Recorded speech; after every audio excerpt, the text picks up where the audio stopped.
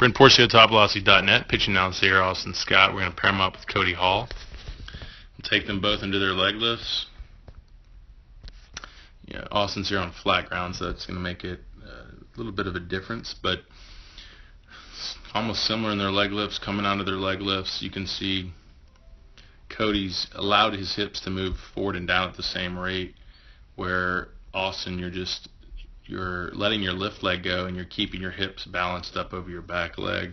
This is the moment coming out of the leg lift to really get momentum going. This energy is going to be pivotal, and that's going to be the energy that we transfer through hip shoulder separation up the body. So if we're trying to, like, at this point where you are, generate the energy, it's just going to be purely out of the strength of the back leg.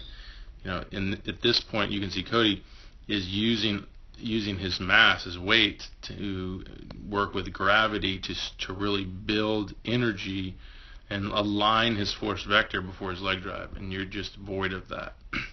So then before front foot, you can see pretty much almost full triple extension. And the front foot strike, we see ankle, knee, and hip flexor.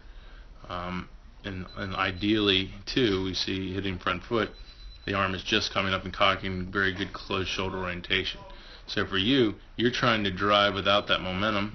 The force vector is also very vertical, so things are wanting to go up, and then you hit front foot at this point, and there's extension, there's drive, just not a lot of momentum, mainly because you didn't build it early out of the leg lift, and your drive was too vertical, it's more pushing you up, which doesn't really help us take the energy into the front leg. Front foot here, you're even kind of similar to Cody.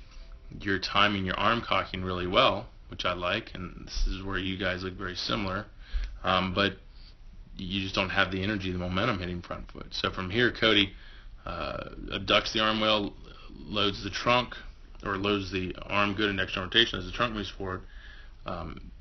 He doesn't have a lot of range of motion at this point. I wouldn't say range of motion. He didn't really put that front leg in a good position to get some extension out of the front leg, so he finishes in a bent front leg. We know this pitcher was 97, so still for him, I mean, ice on the cake would be to get more extension. He would even throw harder.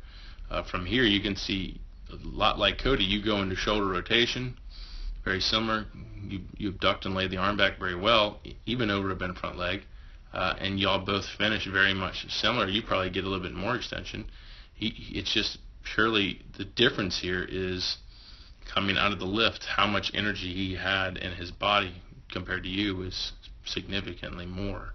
And then to get a more linear force vector to where when he accelerates that momentum, he slams it all into front leg and then transfers it really well.